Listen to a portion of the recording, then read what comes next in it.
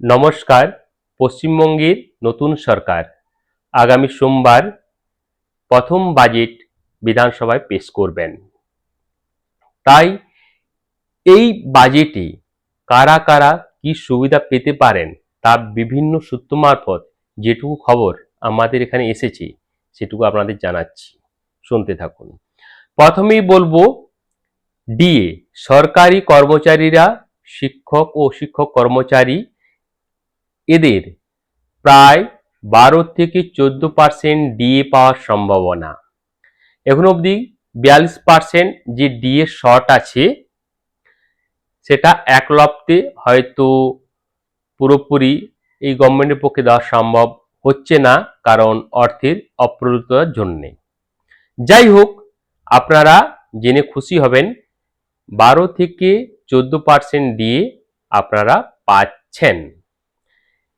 এছাড়া এই বাজেটে পূর্বতন সরকার যে অন্তর্বর্তীকালীন বাজেট পেশ করেছিলেন তাতে 4,06,000 কোটি টাকার মতো বাজেট পেশ করেছিলেন। এবার কিন্তু নিশ্চিতভাবে বলা যায় এর পরিমাণ অনেকটা বাড়বে। এটা মিনিমাম 4,50,000 কোটি টাকা ক্রস করবে। এই সরকার কিছু কিছু প্রকল্প, সামাজিক প্রকল্প যেমন যুবসাথী, স্বাস্থ্যসাথীর মতো প্রকল্পগুলোকে সেন্ট্রাল গভর্নমেন্টের প্রকল্পের সাথে মিশিয়ে দিয়েছে, বা কৃষক বন্ধু, বাংলার যে কৃষক বন্ধু প্রকল্পটি ছিল সেটি কিন্তু পিএম কিষাণ যোজনার সাথে অন্তর্ভুক্তি হয়েছে। তাতে কি সুবিধা হয়েছে, এই সরকারের কিছু খরচ কমেছে। এই খরচ কমার জন্য কিন্তু কিছু ক্ষেত্রে আরো ভাতার পরিমাণ বৃদ্ধি হয়েছে, যেমন অন্নপূর্ণা যোজনার ভাতার পরিমাণ বৃদ্ধি পেয়েছে, কিন্তু সেখানেও একটা সরকারের অনেক ভুয়ো জালিয়াত লক্ষ্মীর ভান্ডার পাচ্ছিলেন, সেটা কিন্তু বন্ধ হয়েছে। তাই একদিক থেকে হিসাব করলে এই যে প্রকল্প খাতে যে খরচগুলো এগুলো অ্যামাউন্টটা বৃদ্ধি হলো, এর কিন্তু আসলে খুবটা খরচ বৃদ্ধি হচ্ছে না। তাই সরকার যদি একটু রাজস্ব বৃদ্ধির চেষ্টা করেন তাহলে অবশ্যই আপনারা যে 42% ডিএটা শর্ট আছে এটা ধীরে ধীরে মেকআপ হয়ে যাবে। এছাড়া আসবে বকেয়া ডিএ।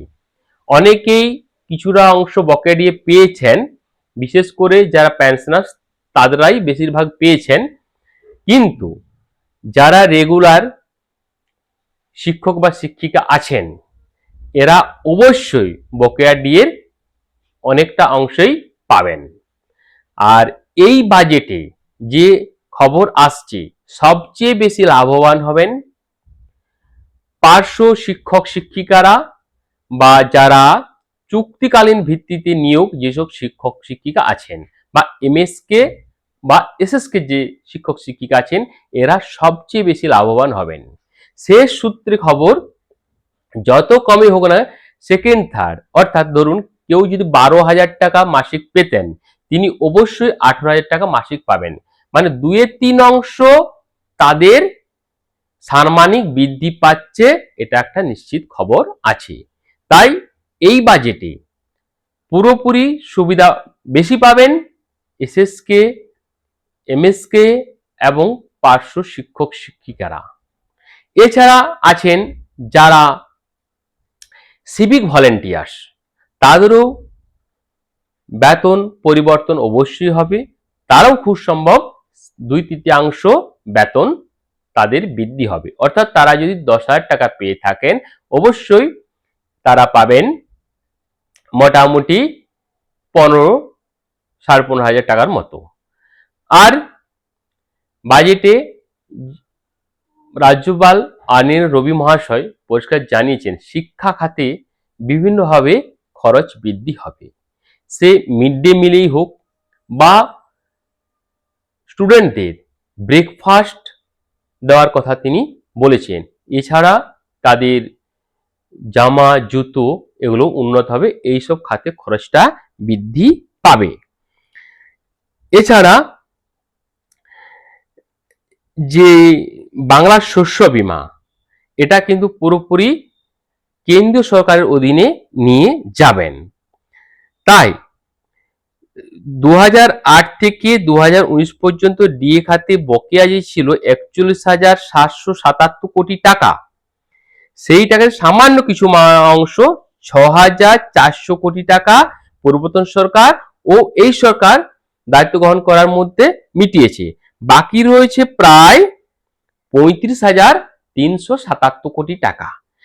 এই 35,377 কোটি বকেয়া, এটা কিন্তু এই সরকার ধীরে ধীরে মিটিয়ে দেবে। তাই কিন্তু একটু সময় লাগবে, কারণ রাজ্যের খরচ যেমন বৃদ্ধি পাচ্ছে, সেভাবে আয়কেও তাদের বা রাজস্ব বৃদ্ধি বাড়াতে হবে। তবে 2027 সালের জানুয়ারি মাসের আগে অবধি আশা করা যায় সপ্তম পে কমিশন লাগু হচ্ছে না। আর আবার বলি, আপনারা যে পে কমিশনের কথা চিন্তা ভাবনার মধ্যে এনেছিলেন, সেটা সরকারের যে অর্থ বা ঘাটতি, যে ঘাটতির জন্যে, মানে এটা তো পরিষ্কার 8 লক্ষ কোটি টাকা ঋণের সুদ সামলানোর পর এই মুহূর্তে সপ্তম পে কমিশন লাগু করা সরকারের পক্ষে সম্ভব হবে না। সেটা হলে 2027 জানুয়ারির পর হলেও হতে পারে। যাই হোক, বাজেটে সমস্ত রাজ্য সরকারের কর্মচারী ও শিক্ষক শিক্ষিকারা এবং যারা চুক্তিভিত্তিক কাজ করেন পার্শ্ব শিক্ষক শিক্ষিকারা প্রত্যেকেই কিন্তু অনেকটাই লাভবান হবেন। দেখা যাক, সোমবার 3টার মধ্যে সবকিছু পরিষ্কার হয়ে যাবে। আপাতত ভালো থাকুন, সুস্থ থাকুন। জয় হিন্দ, বন্দে মাতরম।